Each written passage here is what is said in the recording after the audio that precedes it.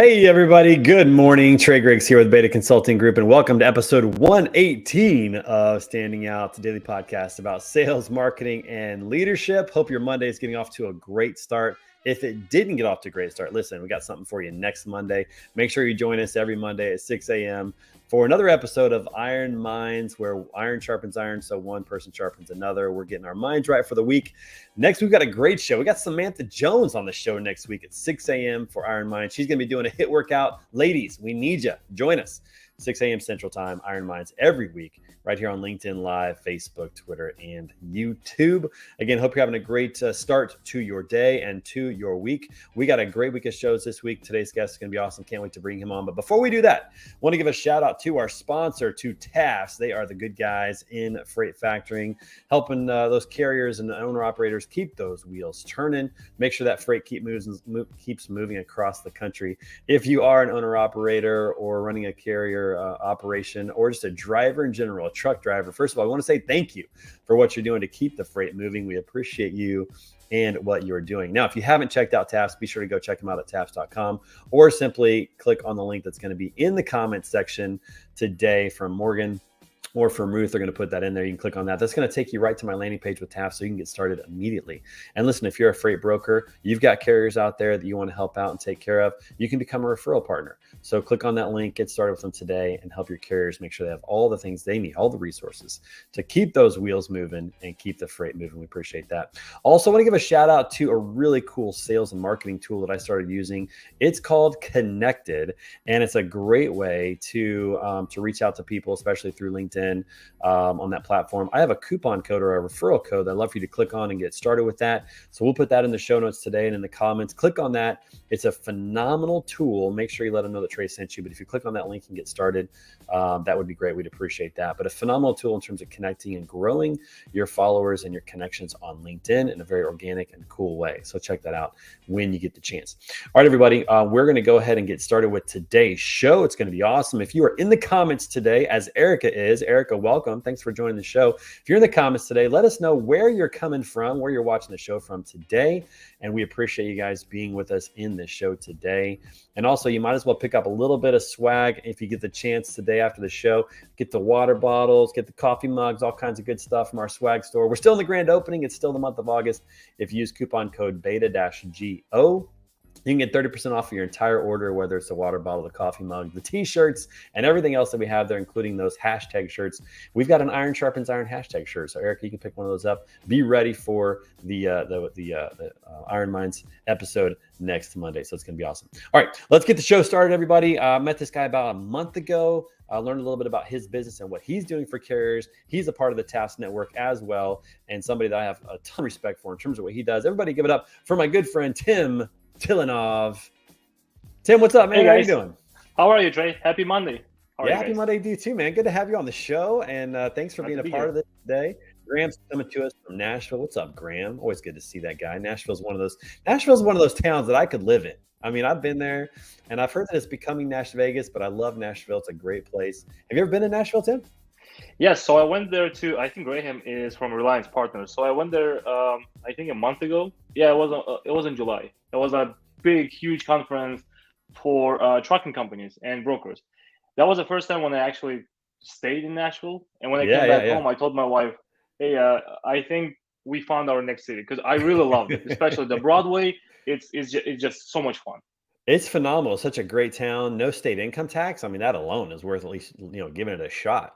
In my opinion, it's a great spot. I'm in St. Louis, not too far away. If somebody said, "Hey, you got to come, you got to relocate to Nashville," I could say yes to that in a heartbeat. It'd be pretty easy. All right, Tim. So for people who may not know who you are, give us a quick 30-second rundown of yourself and what you're doing in the industry. All right. So my name is Tim. I'm the CEO and owner of Item Group.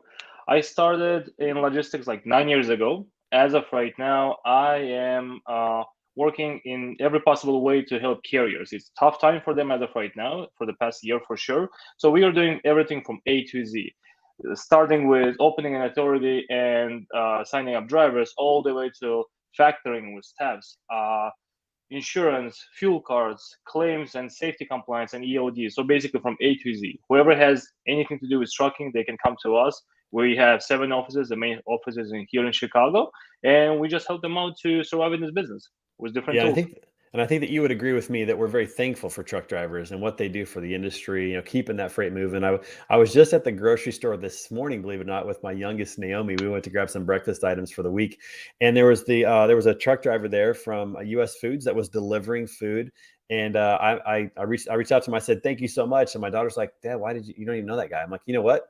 We got to say thank you to the truck drivers for everything that they do to help us out." True. Denise, what's up? Thanks for joining the show from Georgia, coming to us from Georgia and new to the show. Welcome to the show, Denise. Thanks so much for watching. But yeah, truck drivers. I mean, when you think about our entire economy as a consumer-based economy, when you think about the economics behind that, truck drivers are the linchpin. I mean, they're the critical component to this whole thing. How did you develop a passion for wanting to help truck drivers? So I was a truck driver myself back in the days. What? I I didn't know that. Yep, I started as an owner operator. So I went to school. I got my CDL, and Well, before thank I you. started. Oh my gosh, thank you for what you did. I appreciate that. Thanks. I every time when I start a business, I really want to start from the very bottom, so I know how hard it is, or what are the places that I need to know, or things I need to know. So when I started, I was a driver myself, and I do remember when I was delivering in a small town, and the cop stopped me. He pulled me over and he started giving me a hard time, like 7 a.m. in the morning. And I looked at him respectfully and I said, "Sir, did you have your breakfast?" He was like, "Yes, I did." And it was like, "There's a big chance that I was the one who delivered it last week." And he was like, "What do you mean?" I was like, "You're giving me a hard time for just a minor thing, and I told you I'm going to take care of it." It was just like a sticker on a trailer. And I told him, wouldn't it be cool if you would just come to me and say, "Hey, driver, you have a small minor violation here. I'm just gonna educate you instead of writing the citation. I'm just gonna tell you, you know what, please take care of it, and then you'll be on your way." And that moment, it hit me. If it was, just how many different drivers, how many other drivers are out there without any help when they're driving over the road? They don't know if anything happens to them over the road, they're alone. There's no one there who can help them, especially owner operators when they're working for some other company.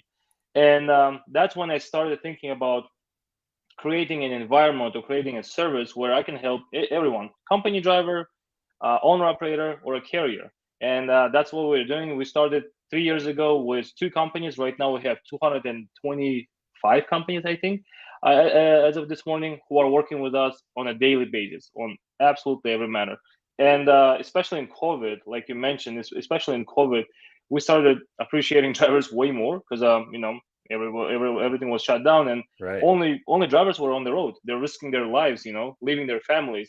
So have tons of respect. My team knows how I love my job, how I'm passionate about it, and I think that's one of the keys to be successful in any business. You have to be passionate.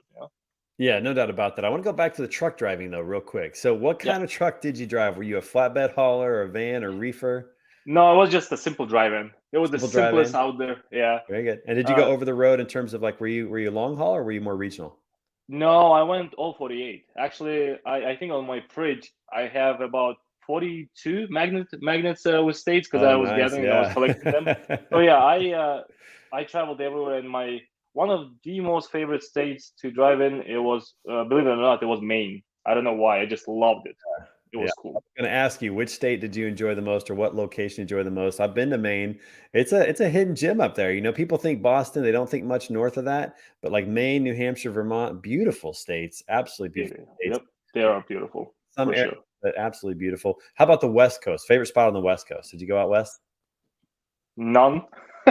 I would say none of the West Coast is favorite because every single state. For example, the reason why a lot of truckers and trucking companies don't like to go to Oregon is because they're ridiculous fuel charges, and Oh surcharges yeah. for every mile you drive. California is just pain in the butt because it's the 55 mile per hour limit. They're very harsh. They're very strict. And Washington, you just go there and you get stuck because there's no freight out there. So me Right. personally, and most of my companies, most of my drivers, we don't go West Coast, unfortunately. Yeah.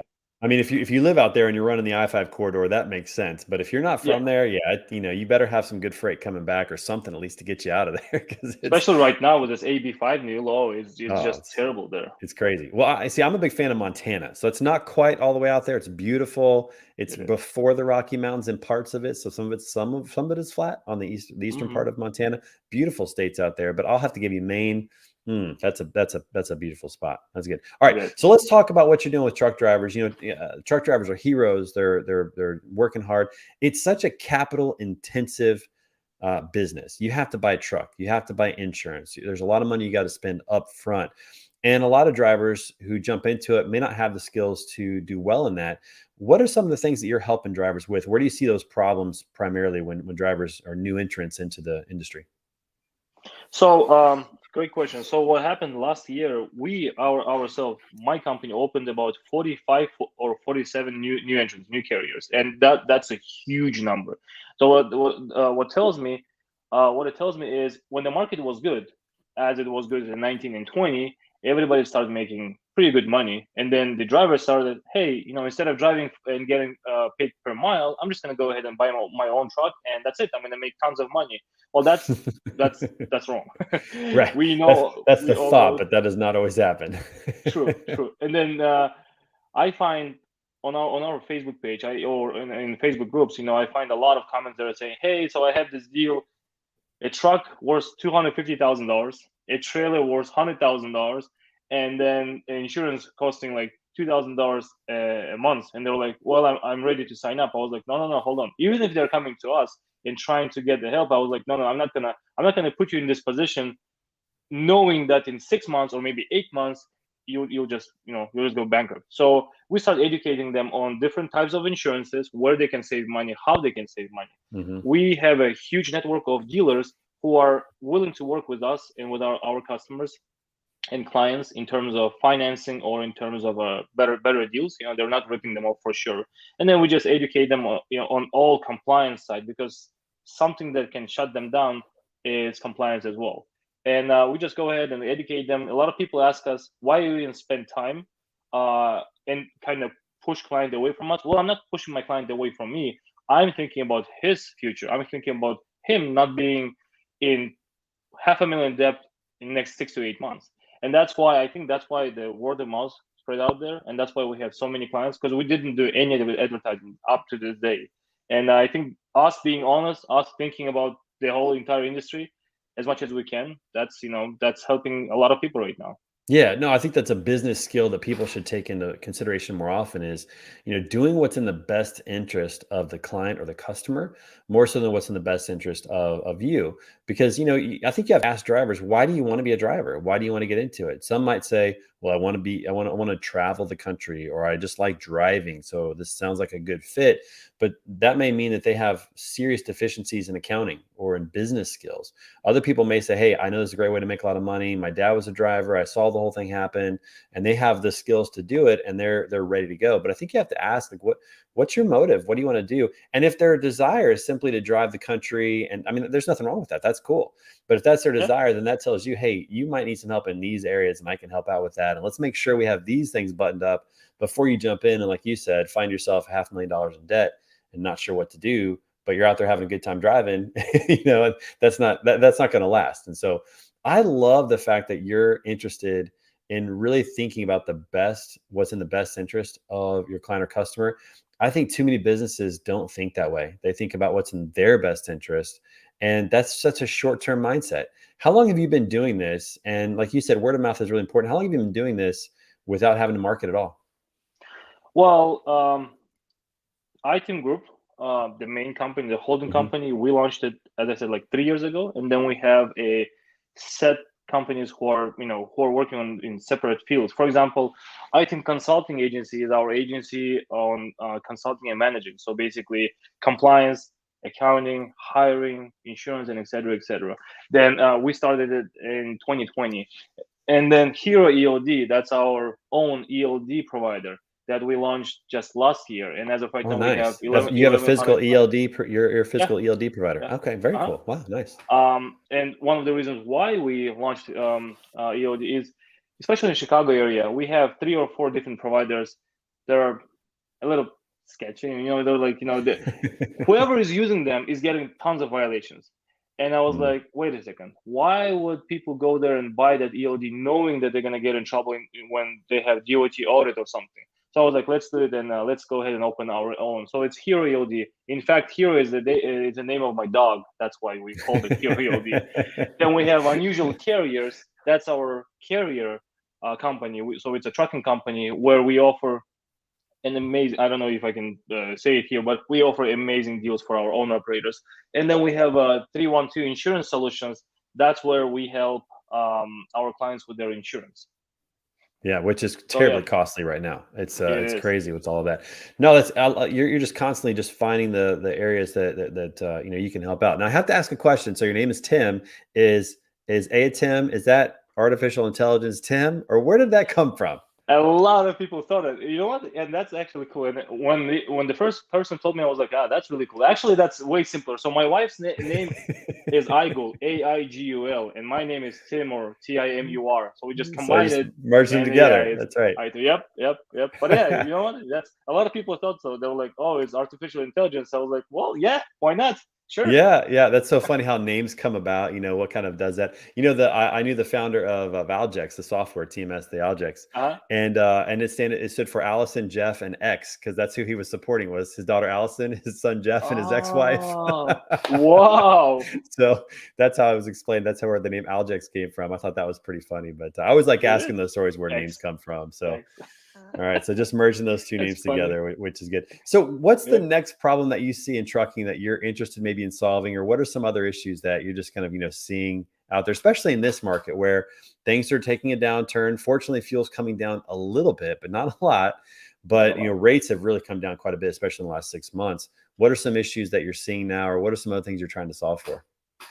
So what we're trying to solve is, and this is why we are working very, very tightly with TAPS. The biggest problem, well, one of the biggest problems out there is access to money. What I mean is, you haul a load, you take a load from point A to point B, you pay your driver, you pay for your truck, you pay for your insurance, you pay for your fuel, but then you get paid in next 30 to 90 days. And then a lot of people cannot afford that, and that's why they go to factoring, as you know. But then since a lot of people don't know about the advantages of good factoring, including TAPS, they're getting screwed by some other smaller factoring companies who are offering them 4% or 5% fee on their services. And if you think about it, that's a lot of money. If you It's a take lot. the annual, Yeah. that's a lot of money. So what we're trying to do is educate them in terms of factoring. Who should you go with? What kind of factoring there are on the market, and what's the average rate right now, and why it actually is going to get a little bit higher in the next year, most likely, but not a lot. So we are taking our time and educating them. And our motto is, every single time when I do seminar or a podcast, I always tell my customers is, hey, there's no one in this conversation, not me, not you, who can solve the problem with freight, because it's beyond us. There is no one who can solve the problem with fuel, because it's beyond us. You have to pay what you're getting, or insurance. What we can do is we can minimize your expenses. We can cut down your expenses without cutting the quality, or without losing labor or something else. We can control our expenses better. We can save on insurance, we can save on factoring, we can save on tons of different things. And as a lot of people say, dollar saved, dollar earned. So at least right now for the next year, we really have to stay put, Yeah, especially with our money. it just continue and the factoring side. You talked about how it's going to get a little more expensive. Well, I mean, money's more expensive now. The government's raised rates several times this year.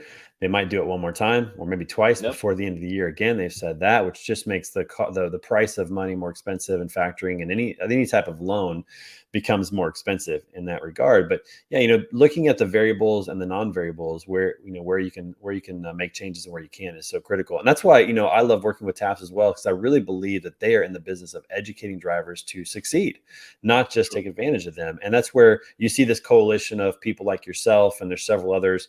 I've had Adam Sapinski on here, and or on Word on the Street, he talked about that as well, and many others in that coalition who are part of that. Like, hey, let's help drivers have the resources they need. Let's help them keep those wheels turning. Let's help them know exactly what they need to do to make right changes to keep things going. It's so critical right now. And how did you find TAFs? How did that relationship come about? So TAFs, I think that was a Mid-American trucking show. Oh I yeah, think I met Matt first, and then we just chatted for like 20 minutes. We were just talking, sharing all the ideas and everything. And then there was a quick visit from them into my office here in Chicago, and that's how we started working. That's how I know Adam. That's how I know you. That's how I know Eric, and the whole crew, as you said. And the reason why we're talking almost every single day with each other and to each other is we always educate each other. We always share info. So, for example, if I find something new or I have some new piece of information, I always share it with my friends, with my colleagues, and they share it with someone else. And while I'm doing that, I always know that I'm gonna get a new piece of information that's gonna be beneficial for me. And this communication channel is working really, really good for all of us. Yeah, I know it's been great. And again, putting that network together of people that can help out has been really, really valuable. And there's more to come. There's some big Yeah. things on the horizon, which is very exciting to announce down the road. So excited for that. Love the guys over there, Matt and JJ and Rob. Just great guys over there in terms of that. So it's good. All right. So I want to jump into some of your history. So you have quite a bit of history of experience. You've been the head of marketing before. You've owned several companies. You've worked for carriers before. What are some of the things that you learned along the way that gave you the confidence to say, I can help these companies out? Because some people struggle betting on themselves. Some people struggle saying, you know what, I've learned enough, or I'm passionate enough about this, or I see a problem, I think I can solve it. I'm going to go ahead and start a company. And you've done that a few times. What was it that gave you the confidence to say, I can do this? I'm going to bet on myself. Oh wow, that's a very, very interesting question. Sometimes I think about it. When I was working for someone else, obviously it was great. I was getting paid. It was like way less hours compared to right now, obviously. But then I think I never had the freedom. I'm not even talking about the financial freedom. I'm talking about freedom of trying new things out. Because obviously when you're working for someone, you have to ask for permission, or you have to actually convince them to start something new, which is going to be cool for the drivers or cool for the industry. And then obviously in most of the places, because money talks, and a lot of people said, hey, let's focus only on us. I was like, well, I don't want, the industry is beyond us. The industry is beyond one or two carriers. It's a whole country. It's a blood vein of the whole country. So I said, you know what, I really want to help out to as many carriers as I can. I want to educate them and share my experience with them, because I have a huge experience, and I think so far it's been good. And back in 2019, I decided, hey, I'm just gonna go ahead and do it solo. And since then, we grew like very, very fast and very, very big. So far it's going great. The biggest challenge that I have right now is, I don't know why, a lot of people don't like to listen. They're like, you really want something from me? I was like, no, everything is for free. There is no contract. I really want to share my opinion with you. I want to share my experience, so you won't be in that situation. Because and the reason why is, if there was a person so many years ago, like maybe 7 years ago, who would have taught me what I'm teaching now, everything would be way better, or I would achieve a lot of things way faster. So that's what I'm trying to do. I'm trying to just share my knowledge. I think that's very, very, sharing is happiness. That's and I believe in that. Well, there's a lot to unpack there. Let's go back to kind of the beginning. How much how much does the immigrant spirit factor into, taking the courage to start something on your own and betting on yourself? How much did that play a role? I think a lot. You know what, Trey? I think a lot, because I'm not gonna start the whole charade about being immigrant and everything. This country is great. All I'm trying to point out is, you really want to kind of chase them. You really want to chase those people who have been there for like obviously since they were born, and you kind of you spend way more hours trying to achieve something. You spend way more energy to achieve something, just knowing that you don't have a lot of friends here, you don't have a lot of partners here, you don't have a lot of background here. And I think that was maybe 40%. That was what you're saying is about 40% for sure. Yeah, I think it plays a role, and the immigrant spirit of seeing opportunity that maybe you Yeah, know doesn't exist other places, so you want to go true. after it. I think those of us that are natives here, we tend to forget that. We lose sight of that sometimes, and lose that spirit sometimes. But the other thing you said I thought was really important too, and that is the freedom to create. And a lot of people don't think about that. They think of financial freedom, they think of time freedom. But if you're a creative spirit, if you're a problem solver, if you're somebody who likes to build things, and you're working for another company, it's hard to do that sometimes. It's hard to take those things that are in your mind that you really want to work on or want to solve and bring them to fruition. But if you own your own company, if you start your own company, you can do that. Obviously, you got to figure out where the balance lies between staying focused and trying new things. But True. if you see a problem that you think you can solve, you just start trying to solve it. And there's something to Yeah. be said about that from a creative standpoint, to be able to have a place where you can let those creative juices go and start things without having to ask permission. Something beautiful Yep. about that. you know 100%. what has that been Yes. like for you? Like, what, I mean, I've worked for companies as well, same thing. Like, it's going through the red tape.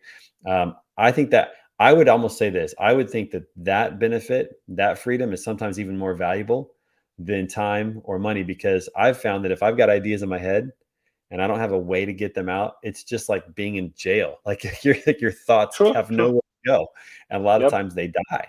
And so I like the ability to say, "Hey, I want to start." We started a swag store. Why not? Somebody said, "Hey, put your shirt on, or put your face on it, or your logo on a shirt. I'll buy it." I'm like, "Really?" And so we started a swag store to see if that was true. why, Yeah. Why why, not? why not, right? And so it's nice to have that freedom, that flexibility as an entrepreneur. What are some other 100%. benefits of owning your own company? What are some other things that you think have been worth it that maybe you didn't realize when you started? 100%. And then I think it's very important to gather a great team around you. I love my team. We have about 62 employees right now. I really love each of them. They were from the day one, and they offered me a lot of. Did not offer. They actually helped me in a ways where there's no way you can build everything on your own. You Right. still have Right. to have an army of people who are gonna hold the door, basically, who are gonna help you with achieving the next goal and next goal and next goal. So I'm really thankful for my team. They're just great people. I'm really happy to have them. I really love them, and hopefully we're gonna enjoy and exceed 100 people by the end of this year. Well, I can tell that the spirit of wanting the best for your clients also is the same spirit of wanting the best for your team, and that's very evident. So that's cool. I love to see that. That's awesome. Well, hey, listen, we're getting close to the end here. We got just a few minutes left. We have a new segment that we're going to start soon, but we're not going to start it today. But next time you come back on the show, we've got a new segment called the Random Question of the Day. And for everybody watching today or watching the show, we're going to be starting that off maybe tomorrow or maybe next week. We got to get the questions together. So we'll Yeah. see if that happens. But that's going to be a lot of fun. But Tim, it's great having you on the show. Thank you for being a part of the show today. I hope you'll come back and see us real soon. And I look forward to seeing you in Kansas City again at some point here coming up. Yeah. Me That's going too. to be awesome. Thank you. And everybody else watching the show, make sure you come back tomorrow. Got a great guest. My friend Kevin Coombs is going to be on the show tomorrow. He's a VP of sales over at Green Screens, changing the game in terms of dynamic pricing here in transportation. So that's going to be really exciting as well. And for everybody else watching the show, make sure you come back every day, 10:30 a.m. Central, for an episode of Standing Out, daily podcast about sales, marketing, and leadership, powered by Beta Consulting Group. And shout out to Art, Taffs, the good guys in freight factoring. Check them out as well. The link is in there. Ruth put it in there. We'll see you guys on the flip flop. Take care. We'll see you guys soon.